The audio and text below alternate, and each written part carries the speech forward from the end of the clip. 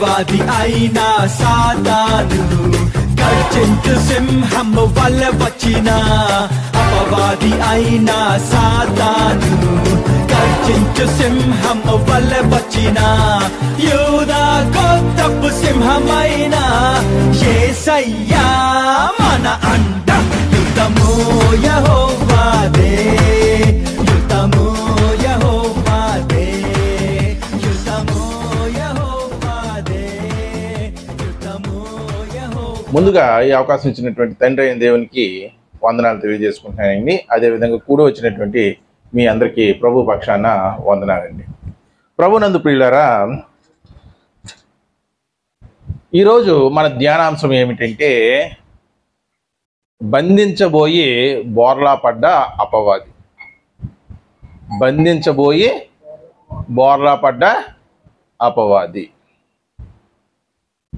దీనికి సంబంధించినటువంటి వాక్య భాగం చదువుకోక ముందు అసలుకే అపవాది దేనిని బంధించాలనుకున్నది, ఎలా బోర్లా పడ్డది అనేది మనం తెలుసుకుందాం. ప్రభునందు ప్రియులారా, అపవాది ఈ లోకంలో దేన్నన్నా సరే బంధించగలదా? ఆ శక్తి దానికి ఉందా లేదా? మనిషిని కూడా మౌల్డ్ చేసేటువంటి శక్తి దానికి ఉంది. కానీ ఈ లోకంలో ఉన్న ఒక దాన్ని మాత్రం అది ఎటువంటి పరిస్థితుల్లో కూడా ఆది నుంచి ఇప్పటి వరకు కూడా బంధించలేకపోయింది. అది బంధించబోయి బోర్లా పడింది. దాని గురించి ఈరోజు మనం తెలుసుకుందాం. దానికి సంబంధించినటువంటి వాక్య భాగం మనం గమనించినట్లయితే, ప్రభునందు ప్రియులారా, తిమోతికి రాసినటువంటి రెండో పత్రిక 2వ అధ్యాయం 9వ వచనం. అపోస్తులైన పౌలు తిమోతికి రాసినటువంటి రెండవ పత్రిక 2వ అధ్యాయం 9వ వచనం. నేను నేరస్తుడినై ఉన్నట్టు నా సువార్త విషయమై సంఖ్యలతో బంధించబడి, చూడండి, సువార్త విషయమై పౌలు గారు ఎటువంటి పరిస్థితుల్లో ఉన్నారంటే సంఖ్యలతో బంధించబడి శ్రమ పడుతున్నారంట. అయినను దేవుని వాక్యము బంధింపబడి ఉండలేదు. పౌలు గారు చెప్తున్నారు, నేను బంధింపబడి ఉన్నాను, కానీ దేవుని వాక్యము బంధింపబడి ఉండలేదు. సువార్తను ప్రకటించినందుకు పౌలు గారిని ఏం చేశారండి? బంధించారు. అలా బంధించినటువంటి పౌలు గారు ఏం చెప్తున్నారంటే, ఇదిగో నేను బంధించబడి ఉన్నాను, కానీ వాక్యము బంధింపబడి ఉండలేదు. అంటే ప్రభునందు ప్రియులారా, మనం ఆలోచించాలి. ఈ వాక్యం అనేది బంధించబడుతుందా? వాక్యం అనేది బంధించబడుతుందండి. పౌలు గారు బంధింపబడలేదు అంటే బంధించడానికి ఎవరో ప్రయత్నించారు, అంతే కదండి. పౌలు గారు ఏం చెప్తున్నారు? జాగ్రత్తగా వినండి. వాక్యం అనేది బంధింపబడలేదు అని చెప్తున్నారు. అంటే వాక్యాన్ని బంధించడానికి ఎవరో ప్రయత్నించారు. ఎవరు వారు? అపవాది. ఎప్పటి నుంచి అండి? ఆది నుండి. ధర్మశాస్త్రం వస్తాది అని వాడికి తెలిసినప్పటి నుంచి కూడా వాడు ఏం చేశాడు? దేవుని వాక్యాన్ని బంధించాలని చూశాడు. అందుకే అంటారు పౌలు గారు, సువార్తను ప్రకటిస్తున్నటువంటి నేను బంధింపబడ్డాను, కానీ దేవుని వాక్యం బంధింపబడలేదు. ఎప్పటి నుంచి ఎప్పటి వరకు? ఆది నుండి పౌలు గారి సమయం వరకు, ఇప్పటి వరకు కూడా. కానీ పౌలు గారు చెప్తున్న సమయం వరకు కూడా, ఆయన మాట్లాడుతున్నటువంటి మాట ప్రకారం ఆ సమయం వరకు కూడా బంధింపబడి ఉండలేదు. మరి విస్తృతమైనటువంటి ప్రయత్నం చేసాడా లేదా? చేసాడా లేదా? వాక్యాన్ని బంధించడానికి విస్తృతమైనటువంటి ప్రయత్నాలు, అలుపెరగనే ప్రయత్నాలు చేశాడు. ఆ ప్రయత్నాలు ఏ విధంగా ఉన్నాయో ఒక్కసారి మనం చూద్దాం. నిర్గమాకాండం 1వ అధ్యాయం చివరి వచనం. నిర్గమాకాండం 1వ అధ్యాయం 22వ వచనం. అయితే ఫరో హెబ్రీయుల్లో పుట్టిన చూడండి, ప్రతి కుమారుణ్ణి నదిలో పరవేయుడి. ప్రతి కుమార్తెనే ఎందుకు అలా పాడేయమంటున్నారు? ఎందుకు పాడేయమంటున్నాడు? ఇశ్రాయేలు ప్రజలు విస్తరించేస్తున్నారు, వారి యొక్క సంఖ్య విస్తరించిపోతుంది. ఇది మనకి పైకి కనపడుతుంది, కానీ ఫరో మనసులో అపవాది దూరి ఏం చేస్తుందంటే కేవలం మగపిల్లలనే ఎందుకు చంపేయమంటుంది? మగపిల్లలనే ఎందుకు చంపేయమంటుంది? ఎందుకంటే ఆ మగ శిశువుని ఏ విధంగా సంహరించాలి అని అది చూస్తుంది. ఎవరు ఆ మగ శిశువు? పుట్టబోయేటువంటి మోషే. మోషే పుడితే అపవాదికి ఏమిటి బాధ? మోషే పుడితే అపవాదికి ఏమిటి బాధ? యోహాను సువార్త చూడండి, 1వ అధ్యాయం 7వ వచనం. యోహాను సువార్త 1వ అధ్యాయం 7వ వచనం.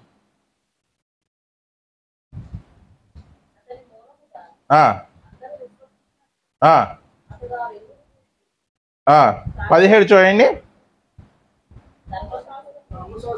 ధర్మశాస్త్రము అదండి. ఎందుకు బాధ? ధర్మశాస్త్రం ఎవరి చేత ఇవ్వబడుతుంది? ఆ మోషేనే లేకుండా చేసేస్తే ఎవరి చేత ఇవ్వబడుతుంది? ఏది ఉండదు కదా ఇశ్రాయేలుకి. అప్పుడు ఇంకా ధర్మశాస్త్రమే ఉండదు. దేవుడు వేరే ఒక వ్యక్తిని చూస్ చేసుకుంటాడు, అది వేరే విషయం. మోషే కాకపోతే ఇంకో వేరే వ్యక్తిని చూస్ చేసుకుంటారు, కానీ ప్రయత్నించిందా లేదా? ధర్మశాస్త్రము మోషే ద్వారా ఇవ్వబడుతుంది అని వాడికి ముందే తెలిసి మోషేని ఏం చేయాలనుకుంది?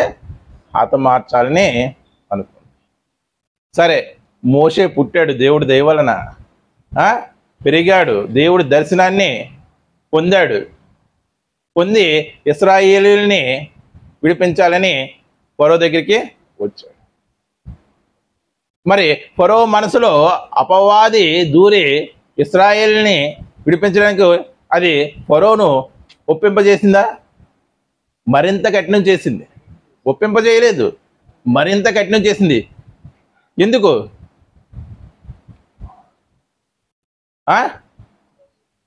ఎందుకండి? బేరసారాలు ఆడాడు ఏదో ఫరో. కొంచెం దూరమే ఇవ్వాలండి, కేవలం పురుషులు మాత్రమే ఇవ్వాలండి, పశువులను ఇక్కడ వదిలేయండి, ఇలా బేరసారాలు ఆడాడా లేదా?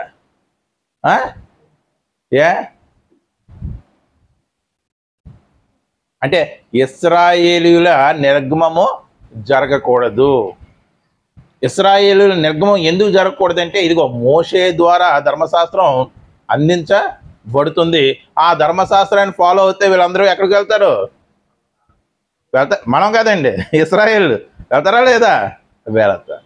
అందుకే ఇశ్రాయేలీయుల నిర్గమము ఎటువంటి పరిస్థితుల్లో కూడా జరగకూడదని ఫరో చేత ఆపించాలని చూసింది. కానీ దేవుడు భయంకరమైనటువంటి తీర్పులు తీర్చడా లేదా ఐగుప్తు జనాంగానికి? ఆ తీర్పుల ద్వారా వాడి యొక్క పన్నాగం ఏమైందండి? పటాపంచులు అయిపోయి. అంటే ముందు మోషేను ఇదిగో పుట్టనివ్వకుండా చేద్దాం అనుకున్నాడు. తర్వాత ఏ ప్రజలనైతే మోషే విడిపించబోతున్నాడో ఆ ప్రజలు బానిసత్వంలోనే మగ్గిపోవాలి అని వాడు ప్రయత్నించాడు. మోషే జీవితంలో వాడు చేసినటువంటి మరో ప్రయత్నం ఏమిటంటే, ప్రభునందు ప్రియులారా, ఏమంటే మనకి కోపం వచ్చినప్పుడు ఏదైనా చేసేస్తూ ఉంటాం. కోపం వచ్చినప్పుడు ఏదైనా చేసేస్తూ ఉంటాం. సెల్ ఫోన్ నేలకేసి కొట్టేస్తాం, టీవీని నేలకేసి కొట్టేస్తాం. కడుపును పుట్టిన పిల్లలను సైతం నేలకేసి కొట్టేసిన వారు కూడా ఉన్నారా లేదండి? కోపం వచ్చినప్పుడు మనకు తరచుగా టీవీల్లోనూ వార్తాపత్రికల్లోనే మనం చదువుతూ ఉంటాం. కారు మీద గీత పెట్టిందని ఒక చిన్న కూతురిని తండ్రి లాగిపెట్టి గోప మీద కొడితే కుమార్తె చనిపోయి. ఏం రాసిందంటే ఐ లవ్ యూ డాడీ అని రాసింది. అది చూసినటువంటి ఆ తండ్రి జీవితకాలం అంతా కూడా పశ్చాత్తాపంతోనే బతికాడు. కోపం అంతా భయంకరమైనది. మనకి చేతిలో ఏది ఉంటుంది ఏం చేస్తాం? విసిరేస్తాం. మోసే విషయంలో కూడా అంతేనా? అండ్ మన కోపం అంతా బైబిల్ విసిరేస్తామా లేదా చెప్పండి? విసిరేస్తామా లేదా? అంటే మన చేతిలో ఉన్నది ఏమిటి అనేది కూడా మర్చిపోతాం అన్నమాట. మన చేతిలో ఉన్నది ఏమిటి అనేది కూడా మర్చిపోతాం. అలాగ మనల్ని భ్రమకు గురి చేసి కోపంలో మనల్ని పశువత్వం కలిగిన వారిగా మార్చేసేది ఏంటి? అపవాది. మోషే కూడా అదే తంత్రం ప్లే చేసింది. మోషే మీద కూడా అదే తంత్రం ప్లే చేసింది. ఏం పగలగొడిచాడు మోషే? ఎందుకు పగలగొట్టేలా చేయించాడు అపవాది? ఆది ప్రజల్లోకి, ఇశ్రాయేలు జనాంగంలోకి ఎటువంటి పరిస్థితుల్లో కూడా వెళ్ళకూడదు. వెళ్తే వాక్యం విస్తరిస్తుంది. వాక్యం విస్తరిస్తే వాక్యం ద్వారా మారు మనసు పొంది వారు పరలోకానికి చేరుకుంటారు. చూడండి, నిర్గమాకాండం 32 అధ్యాయం 15 నుంచి 19 వచనాలు. ఒక్కసారి చదవండి. నిర్గమాకాండం 32 అధ్యాయం 32 అధ్యాయం 15 నుంచి 19 వచనాలు. మోషే శాసనములు గల 2 పలకలను చేత పట్టుకొని కొండ దిగి వచ్చెను. ఆ పలకలు చూడండి, ఇరు పక్కల 2 వైపులా కూడా వ్రాయబడినవి. ఈ పక్కను ఆ పక్కను వ్రాయబడిను. ఆ పలకలు ఎవరు చేసినవండి? దేవుడు చేసినవి. దేవుడు మనకి ఏదైనా తాను చేసింది మన చేతులకి ఇస్తే దాన్ని ఎంత పవిత్రంగా చూస్తాం. కానీ మోషే చూసాడా? అపవాది చూడండి అవ్వలేదు.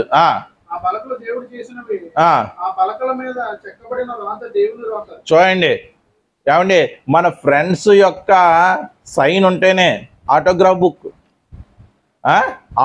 బుక్ లాస్ట్ వెళ్ళిపోయే రోజు ఫ్రెండ్స్ అందరూ కూడా ఏం చేస్తారు? దాని మీద వారి సంతకాలు పెట్టి వారి టేస్ట్లు ఏంటి, వారి అభిప్రాయాలు ఏంటో రాసి ఇస్తారు. ఆ ఆటోగ్రాఫ్ బుక్ని మనం ఎంత భద్రంగా దాచుకుంటామండి? మరి దేవుడు ఇస్తుంది ఒక ఆటోగ్రాఫ్ బుక్ లాంటిది కదా. తన మనసును ఆ 2 రాతి పలకల మీద రాశాడు. మరి దాన్ని ఇంకెంత భద్రంగా చూసుకోవాలి? అలా చూసుకోలేకపోయాడు. దానికి కారణం ఆయన కాదు, అపవాది పన్నినటువంటి పన్నాగు. ఆ పలకల మీద చేరాత. ఆ ప్రజలు చూడండి పెద్ద కేకలు వేసేస్తున్నారంట. యెహోషువ ఆ ధ్వని విని, చూడండి వాళ్ళిద్దరే కదండి వస్తుంది. యెహోషువ కింద ఉన్నాడు, మోషే పైకి వెళ్ళాడు. మోషే పట్టుకుని కిందకు వచ్చాడు, యెహోషువను కలుసుకున్నాడు. ఏంటి ఆ ధ్వని అంటే, ఇదిగో పాలెంలో యుద్ధ ధ్వని అనుకుంటా అని చెప్తున్నాడు. అతడు అది జయధ్వని కాదు, అపజయ ధ్వని కాదు. ఎవరు అంటున్నారు? మోషే అన్నాడు. అప్పటి వరకు బాగానే ఉన్నాడు. అంటే ఒక సౌండ్ని అది ఎటువంటి సౌండో క్యాప్చర్ చేయగలిగేటువంటి స్థితిలో ఉన్నాడు.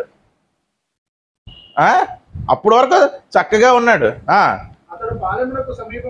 చూడండి, ఆ పాలానికి సమీపింపగా చూడండి ఆ దూడను చేసుకుని వారు నాట్యమాడుట చూశాను. అందుకు మోషే కోపం ఏమైంది? మండిపోయిందా?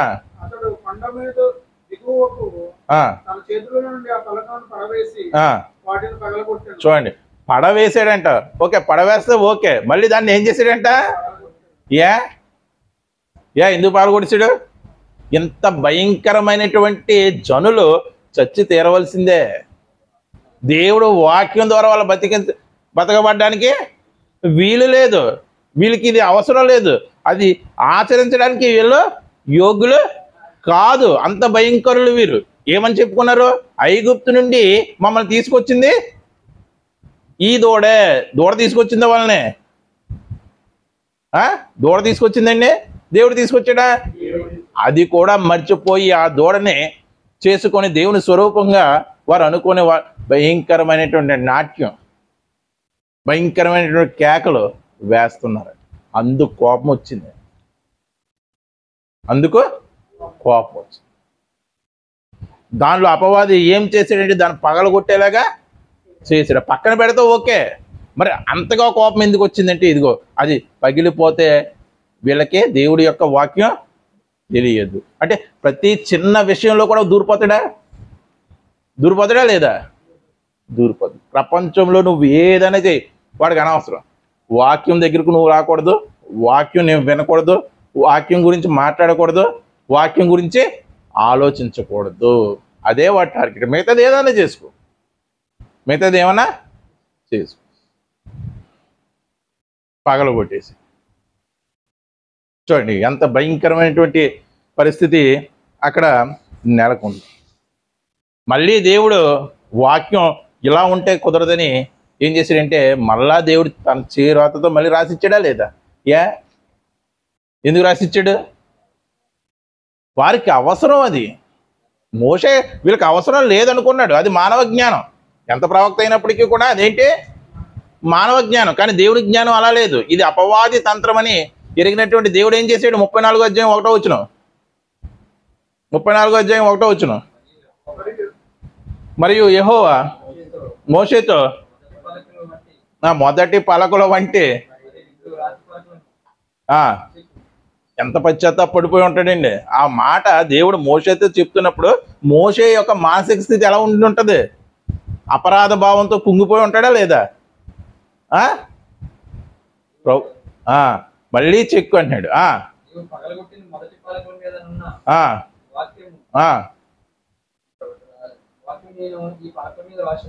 నేను మరలా రాస్తాను, ఎందుకంటే అది అపవాది యొక్క కుట్ర. దేవుని వాక్యము వారిలోకి ఇశ్రాయేలులోకి వెళ్ళకూడదని ఏం చేసింది? 10 కుట్ర చేసింది. ఆ కుట్రను నేను భగ్నం చేస్తున్నాను. వాక్యాన్ని అది ఎటువంటి పరిస్థితుల్లో కూడా ఏం చేయలేదు? బంధించలేదు. వాక్యం బంధింపబడదు.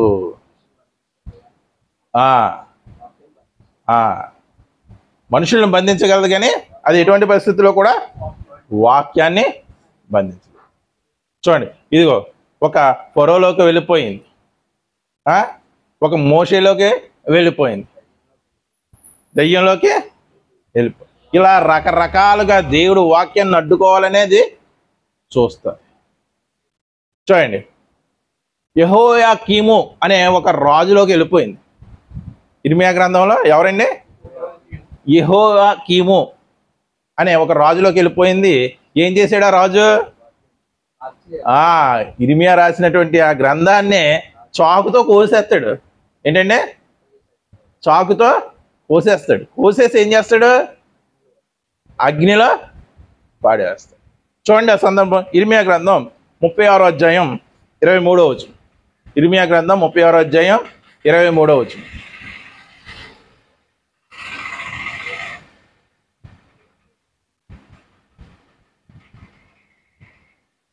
తీయండి, కంగారు ఏమి లేదు. యెహూది పుటలండి, 3-4 పుటలు చదివిన తర్వాత రాజు ఏమండి దేంతో కోసాడంటే? చాకుతో కోసాడండి. అంత కసా రాజుకి? రాజులో ఉన్నవాడికి కసి.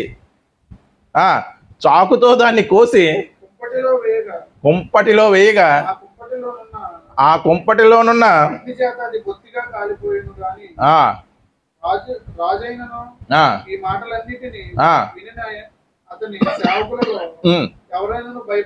చూడండి, ఎవ్వరు ఏంటి దేవుని వాక్యం కాలిపోతుందని ఎవ్వరు కూడా భయపడలేదంటండి. బట్టలు చింపుకొనలేదంట. గ్రంథమును కాల్చవద్దని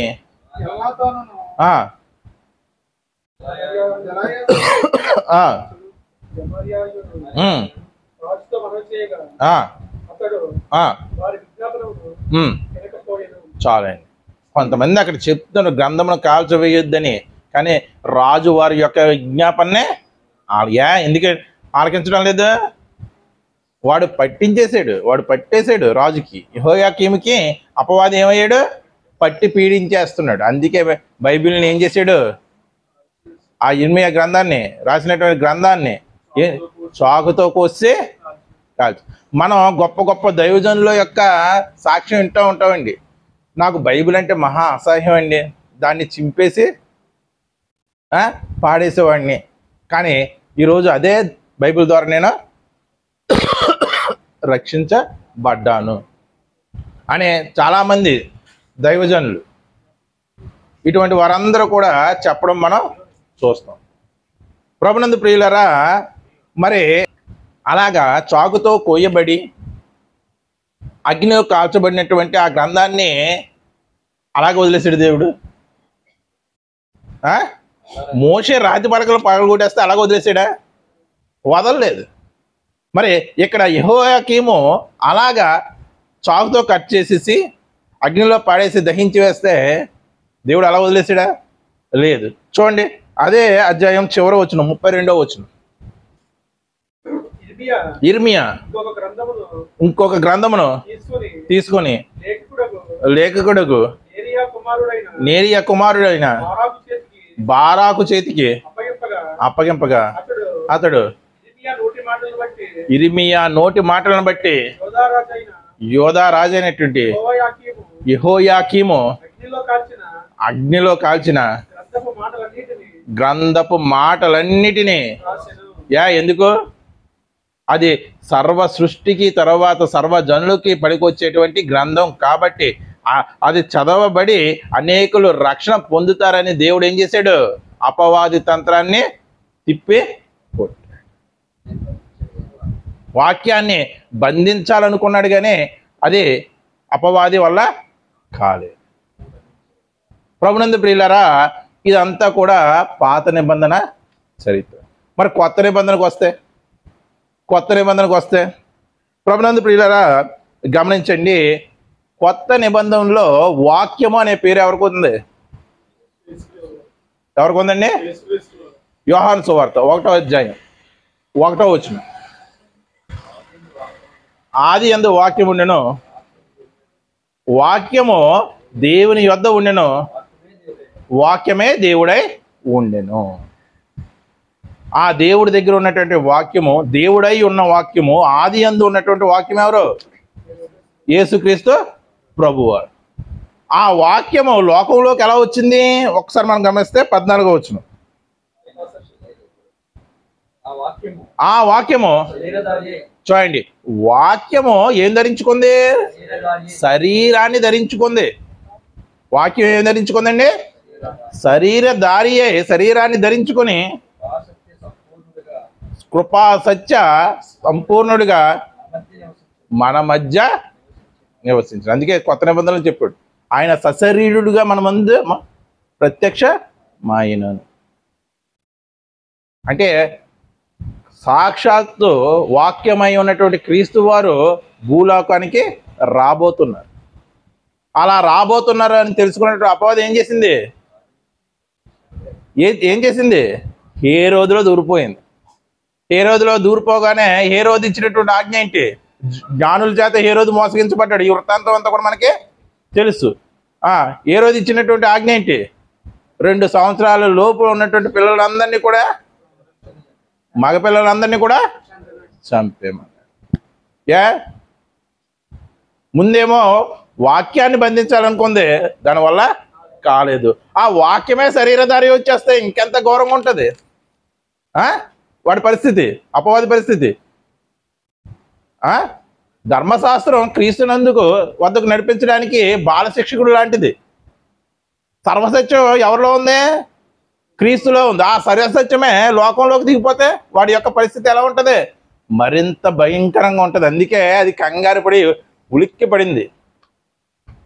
ఉలిక్కిపడి ఎవరిలో దూరిపోయింది? హేరోదులో దూరిపోయి. దేవుడు అప్పుడు ఏం చేశాడు? జ్ఞానులకు దర్శనం ఇచ్చాడా లేదా? ఇచ్చి ఈ వివరం హేరోదుకి తెలియచేయకండి, మీరు వేరే మార్గంలో వెళ్ళండి అన్నాడు. అలా జ్ఞానుల చేత మోసగింపబడినటువంటి హేరోదు ఇదిగో 2 సంవత్సరాల లోపల ఉన్నటువంటి మగపిల్లలందరినీ కూడా చంపాడు. అక్కడ చూడండి, మోషే కాలంలో ఏది జరిగిందో ఇక్కడ కూడా అదే జరుగుతుంది. అక్కడ ఏ ట్రిక్ ప్లే చేసిందో ఇక్కడ కూడా అదే ట్రిక్ ప్లే చేస్తుంది. సరే, ఇది అయిపోయింది. ఇక్కడ వాడు పన్నాగం పనలేదు. యేసుక్రీస్తు వారు బాప్తీసం తీసుకున్నారు. తీసుకున్న తర్వాత ఉపవాసం ఉన్నారు. ఎన్ని రోజులు? 40 రోజులు. ఆ ఉపవాసం ఉండి 40 రోజులు అయిన తర్వాత అక్కడికి అది జరిగిపోతే ఆయన నెక్స్ట్ స్టెప్ ఏంటి? యేసుక్రీస్తు వారిది లోకంలోకి వెళ్ళి సువార్త ప్రకటించడం ఆయన యొక్క నెక్స్ట్ స్టెప్. అది జరగకూడదనే వాడు అపవాది యేసుక్రీస్తు వారిని ఎక్కడ తీసుకెళ్ళిపోయాడు? ఎక్కడ తీసుకెళ్ళిపోయాడండి? అంటే యేసుక్రీస్తు వారిని కూడా తీసుకెళ్ళిపోగలడా? అంటే పరీక్షకు ఆయన నిలబడాలి కాబట్టి ఆయన వెళ్ళాడు. దేవాలయ శిఖరం నుంచోబెట్టి ఏం చూపించాడు? లోకరాజ్యాలు వాటి యొక్క మహిమను చూపించాడు. చూపించి ఏమన్నాడు? నువ్వు నా కాళ్ళకు ముక్కితే ఇవన్నీ నీకు ఇచ్చేస్తారన్నాడు. అంటే మన అందరికీ బాగా తెలిసినటువంటి సందర్భమే ఇదంతా కూడా. ప్రభునందు ప్రియులారా, ఇదిగో నువ్వు దేవుడు కుమారుడైతే ఈ రాళ్ళని రొట్టెలుగా చేసుకుని తిను అన్నాడు. తర్వాత నువ్వు నిజంగా దేవుని కుమారుడు అయితే నువ్వు ఇక్కడి నుంచి దూకే, దేవదూతలు వచ్చి నిన్ను నీ పాదములకు రాయి తగలకుండా పట్టుకుంటారు అని నేత్రాస, శరీరాస, జీవపడంబం అనే 3 ప్రయోగించాడు. దేనికి? ఆయన వేసేటువంటి తర్వాత అడుగు ఏంటంటే లోకంలోకి వెళ్ళి సువార్త ప్రకటించడం. లోకంలోకి వెళ్ళి వాక్యాన్ని ఎవరు ప్రకటిస్తున్నారు? వాక్యాన్ని ప్రకటిస్తుంది. అది ఇంకెంత అద్భుతంగా వెళ్తుంది. ముందేమో ప్రవక్తల ద్వారా, దేవుని యొక్క దాసుల ద్వారా వాక్యం ప్రకటించబడింది. కానీ ఈసారి వాక్యాన్ని ప్రకటించడానికి వెళుతుంది.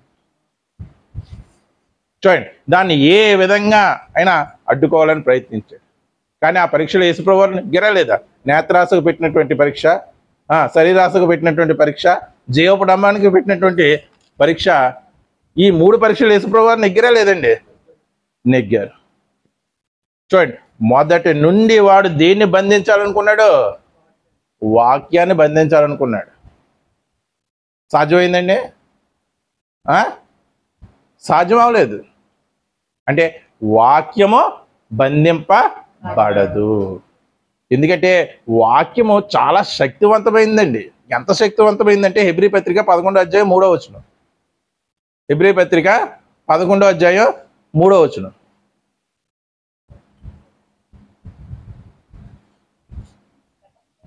ప్రపంచములో దేవుని వాక్యము వలన నిర్మాణమై ఉన్నవని చూడండి. ప్రపంచములో ఈ కనపడేటువంటి సకల సృష్టి ఎవరి ద్వారా నిర్మించబడిందండి? దేవుని వాక్యము, దేవుని మాట చేత నిర్మించబడింది. అంటే అది ఎంత బలమైనదై ఉంటే ఈ ప్రపంచంలన్నీ కూడా కలుగు చేయగలదు. దేవుని వాక్యం ఎంత బలమైనదై ఉంటే ఈ ప్రపంచాన్ని కలుగు చేయగలదు. అంత శక్తివంతమైనటువంటి వాక్యాన్ని వాడు ఏం చేయాలనుకున్నాడు? బంధించాలని అనుకున్నాడు. మరొక విషయం, యోహాను సువార్త 10వ అధ్యాయం 35వ వచనం.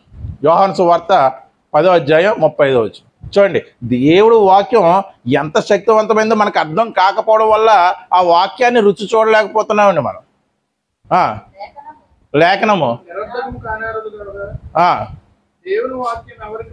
దేవుని వాక్యం ఎవరికి వచ్చినో వారే దైవములని.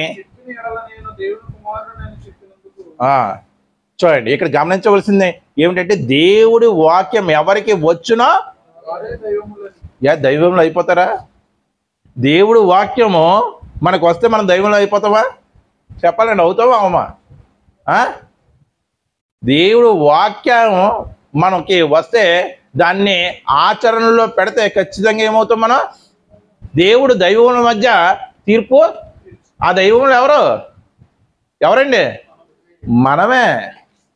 ఇదిగో మీరు దైవములని నేను అంటిని మీ ధర్మశాస్త్ర గ్రంథంలో కూడా వ్రాయబడి ఉన్నది కదా.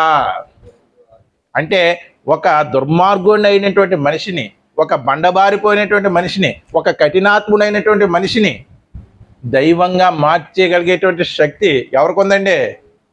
దేవుని వాక్యానికే ఉంది. అంత బలమైందండి దేవుని వాక్యం. ప్రపంచంలో ఏ శక్తి అయినా సరే దాన్ని బంధించగలదా? ఇదో ప్రపంచాన్ని కలుగు చేసిందే దేవుని వాక్యం. ఇదో వాక్యం ఎవరికి వచ్చినా వారే దైవములు. వాక్యం వస్తే నువ్వు ఆ వాక్యాన్ని ఆచరణలో పెట్టాలనే ప్రయత్నం చేస్తే నువ్వు దైవంగా మారిపోదు.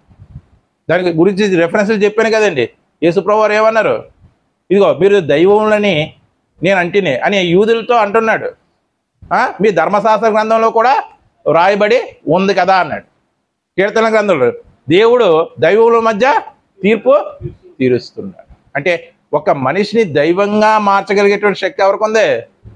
వాక్యానికే ఉంది. అండి ఆదాము ఎవరి కుమారుడు? దేవుని కుమారుడు ఏమవుతాడు? దేవుడే అవ్వాలి. అలా అవ్వాలనే దేవుడి యొక్క ఉద్దేశం. అలా అవ్వకూడదు అనేది అపవాది యొక్క ఉద్దేశం. దేవుడు కుమారుడు దేవుడు అవ్వాలంటే పనికొచ్చేది ఏంటి? వాక్యం. ఆ వాక్యాన్నే బంధించేస్తే ఆ ప్రాసెస్ ఆగిపోతుంది. దేవుడు కుమారుడు దేవుడు అవ్వకూడదనే అపవాది ఏం చేసింది? ప్రయత్నించింది. వాక్యం అంత శక్తివంతమైందండి. అంత శక్తివంతమైనటువంటి వాక్యాన్ని మనం సెల్ఫోన్లోను టీవీల మీద పెడతామే కానీ దాంట్లో ఏముంది అని తెలుసుకునే ప్రయత్నం చేస్తామండి. తెలుసుకునే ప్రయత్నం చెయ్యి. హెబ్రీ పత్రిక 4వ అధ్యాయం 12వ వచనం. హెబ్రీ పత్రిక 4వ అధ్యాయం 12వ వచనం. ఎందుకనగా దేవుని వాక్యం సజీవమైన, చూడండి ఎటువంటి బలం అండి? సజీవమదే, బలము గలదే, రెండంచులు గల ఖడ్గము. అంటే వాక్యం రెండంచుల ఖడ్గం, వాక్యం రెండంచుల ఖడ్గం అంటారు. కానీ అక్కడ రాయబడింది ఏంటి? దానికన్నా ఎక్కువ. అక్కడ ఏం ప్రయోగించాడు? కంటెను. రెండంచుల ఖడ్గం కంటే వాడి గలదంట, పదును గలదంట. నీలో ఉన్నటువంటి పాపాన్ని అది ఏం చేస్తుందంటే నరికేస్తుంది. ఇంకేం చెప్తున్నాడు? ప్రాణాత్మలను, కీళ్లను, మూలుగును విభజించినట్టు మట్టుకు దూర్చు, హృదయం యొక్క తలంపులను ఆలోచనలను శోధించుచున్నది.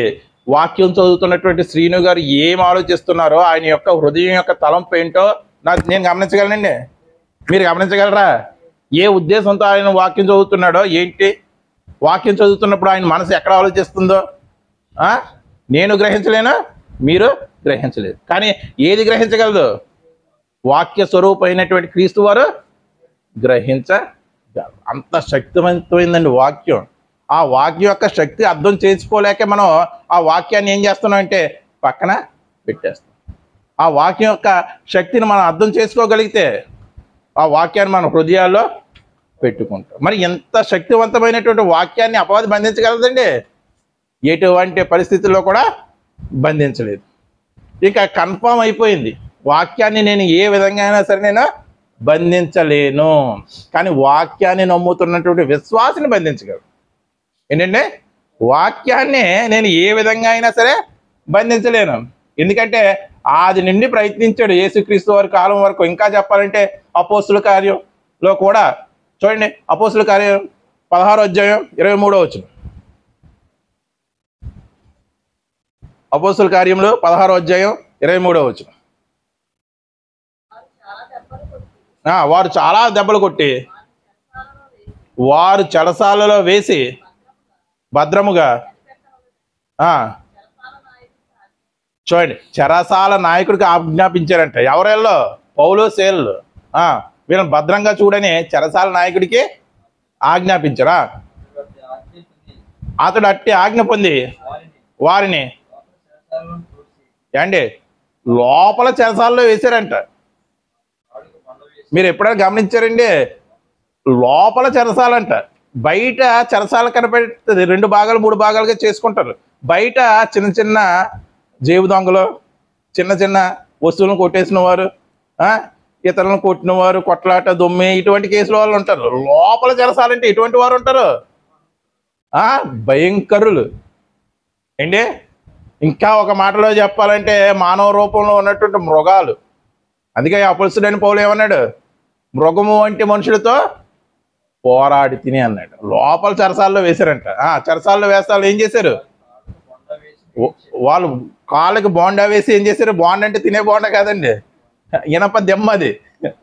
ఇప్పుడు వచ్చేటువంటి యూత్కి అంతా కూడా బోండా అంటే ఏంటి? మైసూర్ బోండా అనుకున్నారు. ఇనప దెమ్మ అది వేసి బిగించరా. అయితే మధ్యరాత్రి వేళ పౌలును శీలయు దేవునికి ప్రార్థించుచు. చూడండి, ప్రార్థిస్తున్నారు ఒక పక్కన, కీర్తనలు. వెంటనే అక్కడ ఉన్నవారు అందరూ కూడా మారారా లేదా? వీళ్ళు ఎలా మారారు? వీళ్ళకి ఎంత శ్రమలో ఉన్నా సరే వీళ్ళు ఆనందంగా ప్రార్థన చేస్తున్నారేంటి? వీళ్ళు ఎంత శ్రమలో ఉన్నా సరే చక్కగా పాటలు పాడుతున్నారేంటి ఆనందంగానే? వారి యొక్క భక్తిని చూసి వారు ఏమయ్యారు? మిగతా ఖైదీలందరూ కూడా వారి పాటలు విన్నారా లేదా? విన్నారు, మారారు. ప్రభునందు ప్రియులారా, ఆలోచించండి ఒక్కసారి. పౌలు శీలలు ఏం చేస్తున్నారండి? పాటలు పాడుతున్నారు. అంటే పాటల ద్వారా కూడా మనిషి యొక్క మనసు మారుతూ ఉంటుందా? ఆ పాట ఎవరిదై ఉండాలి? సినిమా పాట? ఎవరి పాట అయి ఉండాలి? దేవుని పాట ఉండాలి. అంటే సాధారణంగా అంటే పాటలు 2 రకాలుగా ఉంటాయండి. దేవుని పాటలు మనం మొదటి రకానికి ఎక్కువ ప్రయారిటీ ఇస్తాం, రెండో రకానికి తక్కువ ప్రయారిటీ ఉంటుంది. కానీ నేను చెప్పేది ఏంటంటే మొదటి రకం పాటలు ఉండాలి ఖచ్చితంగా, ఈ ఒక 50% ఉంటే రెండో రకం పాటలు కూడా 50% ఉండాలి. మొదటి రకం పాటలు ఏంటంటే దేవుణ్ణి స్తుతించేది. ఎక్కువ పాటలు చూడండి దేవుని స్తుతిస్తూనే రాస్తారు. అది నీకు దేవునికి ఉన్నటువంటి మధ్య సంబంధం అంతే. దానివల్ల పాపి మారతాడండి? మారడు. కానీ మరి ఇవి ఉండకూడదు అంటే దేవుని స్తుతించడం మంచిదే. దేవుడే చెప్పాడు కదా నన్ను స్తుతించండి అని. కానీ రెండో రకం పాటలు ఉంటాయి. ఎలాగా? పాపి మనసును మార్చగలిగేటువంటి పాటలు ఉంటాయా లేదా? ఆ పాట పాడితే వాడి యొక్క తప్పు ఏంటో వాడు గ్రహిస్తాడు. దాంట్లో దేవుడు స్తుతించబడతాడు ఇండైరెక్ట్గా. పాపిని మార్చడం ద్వారా ఆ పాట స్తుతించబడతాడు మాట దేవుడు. నన్ను అడిగితే ఈ 2 రకాల పాటలు ఖచ్చితంగా ఉండాలండి. ఏది తీసివేయడానికి వీలు లేదు. అంటే పాటల్లో కూడా చూడండి, వాడు ఊరిపోయి ఎక్కువ దేవుని స్తుతించే పాట, నువ్వు మాత్రమే రక్షించబడితే చాలు. చూడండి, పాపిని రక్షించగలిగేటువంటి పాటలు రాసేవారు చాలా తక్కువ మంది అండి. అలాగే నేను స్తుతించే పాటలను ఏమి తక్కువ చేయటం లేదు, అవి ఖచ్చితంగా ఉండాలి. చాలా తక్కువ మంది వాక్యాన్ని కలిపి పాటలు రాసేవారు ఎంతమంది ఉన్నారండి ఈ రోజులో? చాలా తక్కువ. అటువంటి పాటలు కావాలి పాపి మారాలంటే. అప్పుడు నీ ద్వారా, నువ్వు పాడిన పాట ద్వారా పాపి ఏమవుతాడు? రక్షించు. అటువంటి పాటలే పాడుంటారు బహుశా. అందుకే వారు ఏమయ్యారు? రక్షణ పొందారు. అంత శక్తివంతమైందండి అది. దేవుడి యొక్క వాక్యానికి నువ్వు మాట రూపం ఇచ్చినా, పాట రూపం ఇచ్చినా సరే దేవుని వాక్యం శక్తి గలది. అటువంటి శక్తి గల వాక్యాన్ని వాడు ఏమి చేయలేకపోయాడు. మరి వాడు ఏమైనా తెలియదొక్కువాడు అపవాది ఏంటండి? అప్పుడు ఏం చేశాడు చూడండి. కొరింథీయులకు రాసినటువంటి 2వ పత్రిక ముగించేస్తానండి, సోలిపోతున్నారా? కొరింథీ పత్రిక 2వ పత్రిక 4వ అధ్యాయం 4వ వచనం. కొరింథీయులకు రాసినటువంటి 2వ పత్రిక 4వ అధ్యాయం 4వ వచనం. దేవుని స్వరూపమై ఉన్న క్రీస్తు మహిమను చూడండి కనపరుచు సువార్త ప్రకాశము. చూడండి, సువార్త యొక్క ప్రకాశము, వాక్యము యొక్క ప్రకాశము వారికి ప్రకాశింపబడుకున్నట్లు. అంటే అలియాస్ చెప్పండి, అపవాది ఈ యుగ సంబంధమైన దేవత అపవాది. అవిశ్వాసులైన వారి మనోనేత్రములకు ఏం చేసింది? గుడ్డితనం కలుగు చేసిందంట. అంటే వాక్యాన్ని బంధించలేదు, అవిశ్వాసకి గుడ్డితనం కలుగు చేసేసి ఏంటి బంధించిందా లేదా? మనిషిని, విశ్వాసిని బంధించిందా లేదా? అవిశ్వాసిగా చేసి బంధించింది. అంటే దేవుడు వాక్యం చదువుతుంటే నాకు అర్థం కావడం లేదండి, దేవుడు వాక్యం తీస్తుంటే నిద్ర వస్తుందండి అని అంటారా లేదా? అంటే అనేవారు అందరూ ఎవరో సహోదరులే, అంధత్వం కలిగి ఉన్నారు. ఎవరు కల్పించారు ఆ అంధత్వం? అపవాది కల్పించారు. నీకు ఇది ఫోన్ రాదు, నీకు ఫోన్ ఆపరేట్ చేయడం రాదు, నేర్చుకోలేదు నీకు చదువు లేకపోయినా. అంటే నన్ను అడిగితే చదువు వచ్చిన వాళ్ళు కన్నా చదువు రాని వాళ్ళే దీన్ని చక్కగా ఆపరేట్ చేస్తారా లేదా? దీనిలో ఉన్న ఆప్షన్స్ చదువు వచ్చిన వారికి ఎక్కువ తెలీదు. నన్ను అడిగితే చదువు రాని వారికే ఎక్కువ. మరి ఇది ఎలా నేర్చుకోగలిగావు? ఇదంతా కూడా ఇంగ్లీష్లోనే ఉంటుంది, మళ్ళీ పైపెచ్చు. నీ స్వభాష కాదు ఇది, స్వభాష అండి ఇది దీంట్లో ఉన్నది. మరి నీ స్వభాష కానప్పుడు మరి ఎలా నేర్చుకోగలిగావు? బైబిల్ నీ స్వభాషలో ఉన్నా సరే నీకు ఎందుకు అర్థం కావడం లేదు? ఎందుకు నిద్ర వస్తుంది? అంటే దీని మీద రుచి ఎక్కువ ఉంది నీకు. ఏముంది? రుచి అంటే ఏంటండి? ఇంట్రెస్ట్. రుచి అంటే ఏంటి? అభిరుచి అంటారు. అంటే ఏంటి? దీని మీద నీకేముంది? ఇంట్రెస్ట్ ఎక్కువ ఉంది కాబట్టి నీకు ఇది సాధ్యపడింది, దాని మీద ఏం లేదు. అందుకే దేవుడు అన్నాడు, యెహోవా ఉత్తముడని రుచి చూసి. నువ్వు రుచి కలిగి ఉంటే నువ్వు రుచి చూడగలవు. నీకు రుచి లేదనుకోంటే, అంటే మనకి ఇష్టం లేనటువంటి కూరనే రుచి చూడమంటే చూడతాం మనం.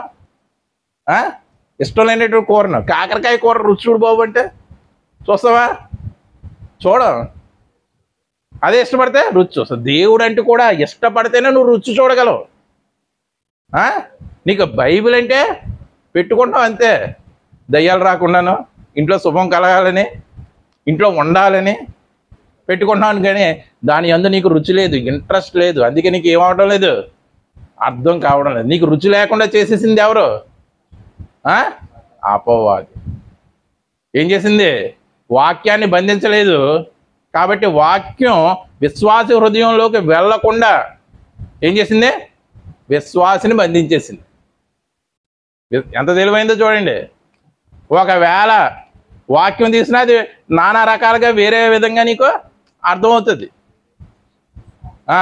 బైబిల్ చదువుతున్నప్పుడు కూడా మరి ముఖ్యంగా వాక్యాన్ని ఉన్నది ఉన్నట్టుగా అర్థం చేసుకునేవదండి. నిజంగా బైబిల్ చదువుతున్నప్పుడు అపవాది పని చేయకపోతే ఈరోజు 3000 సంఘాలు ఉండవు. వాడు పని చేస్తున్నాడు కాబట్టే 3000 సంఘాలు ఉన్నాయి. 4000 అంటండి, అదిగోండి 40,000 మొక్కలు అంట. ఎందుకు? నువ్వు వాక్యం చదువుతున్నప్పుడు వాడు తీవ్రంగా పనిచేయాలి. అండ్ నోవాహు వాడలోకి వెళ్ళినప్పుడు ఏం తిన్నాడు?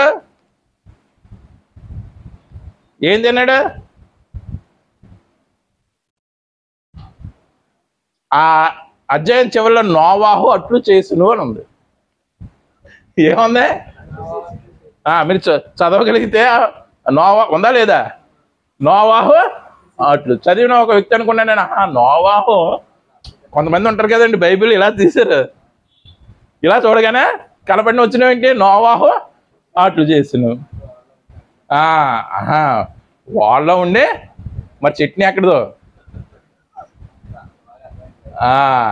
ఆ పైది కిందది చదవకపోతే ఏమవుతుంది? అక్కడ ఉంది రైటే, కానీ సందర్భం అలాగా మనోనేతలకు ఏం చేస్తుందండి? అలా చదువుతున్నారు బైబిల్. అందుకే రకరకాల బోధలు ఒకే విషయం మీద ఒకలా చెప్తారు, ఒకలా చెప్తారు. అంటే 10 సరుకులు ఎత్తున్నారు 10 మంది. ఏది మంచి సరుకు కాదో నువ్వు తెలుసుకోగలుగుతావు లేదా? అది అవసరం కాబట్టి. మరి 10 మంది 10 రకాల బోధలు చేస్తుంటే మరి ఏది నిక్కర్చు అయినటువంటి బోధ నీకు తెలియాలా లేదా?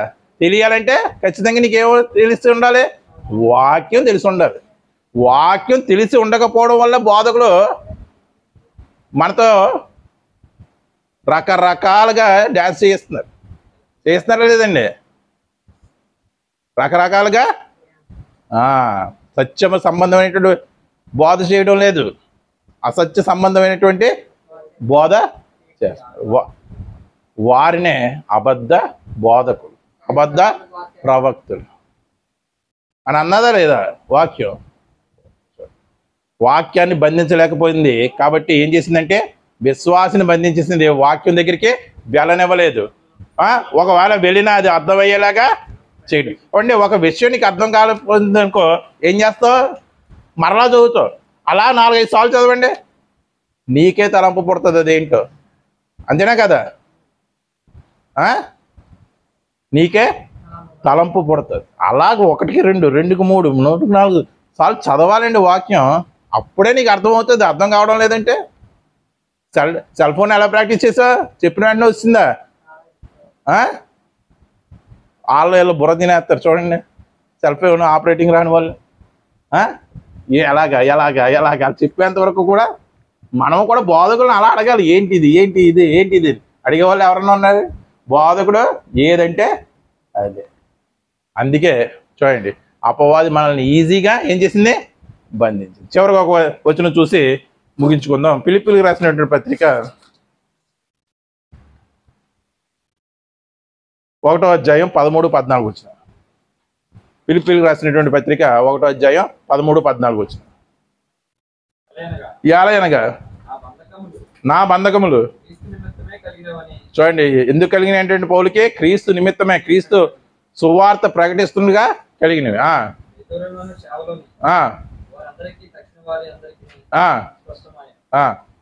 మరియు సహోదరులైనటువంటి వారిలో ఎక్కువ మంది నా బంధకముల మూలంగా స్థిర విశ్వాసం గలవారై నిర్భయముగా చూడండి. ఒక బోధకుడిని బంధిస్తే అపవాది మిగతా సహోదరులు ఏం తెచ్చుకున్నారంట? ధైర్యం తెచ్చుకున్నారు. అప్పుడు వరకు వాళ్ళు బోధకుడు బోధించుకుంటాడు కదా అనుకున్నారు. కానీ బోధకుడు ఎప్పుడు బందీ అయ్యాడో, బోధ ఎప్పుడు బంధించబడిందో అప్పుడు ఎక్కువ మంది ఏం తెచ్చుకున్నారంట? బోధించడానికి ధైర్యం తెచ్చుకున్నారంట. ప్రభునందు ప్రియులారా, ఎవరైనా ఒక నాయకుడిని చూడండి అరెస్ట్ చేస్తే ఏం చేస్తారు? మిగతా వాళ్ళందరూ, ఆ నాయకుడిని ఫాలో అయ్యే వాళ్ళందరూ కూడా ఏం చేస్తారు? ధర్నాలు చేస్తారు, పోరాడు. అప్పటి వరకు వాళ్ళు ఎక్కడ ఉన్నారో తెలియదు, ప్రాణాలకు తెగిస్తారు, అవసరమైతే నిరాహార దీక్ష చేస్తారు. అలాగా బోధకుడిని బంధించింది. సహోదరులు ఏం తెచ్చుకున్నారు? ధైర్యం తెచ్చుకున్నారు. అప్పుడు ఒక్కడితోనే ఏమైంది? వాక్యం ప్రచురించబడింది. ఇప్పుడు సహోదరులు ధైర్యం తెచ్చుకున్నందుకు మరి ఇంకెంత విస్తారంగా వాక్యం ప్రకటించబడుతుంది. అంటే అపవాది తంత్రం ఏమైంది? చిత్తు అయిపోయిందా లేదా? అండి అపవాది అండి బోధకుడినే పట్టుకుంటుందండి. ఎందుకు? బోధకుడి యొక్క ఫాలోవర్స్ ఎంతమంది ఉంటారు? వేలల్లోనే, లక్షల్లోనే, కోట్లు. వాడిని చెరిపేసింది అనుకో ఈ 1,00,000 మంది చెడిపోయినట్టే. ఒక దెబ్బకి 2 పెట్టలు కాదు.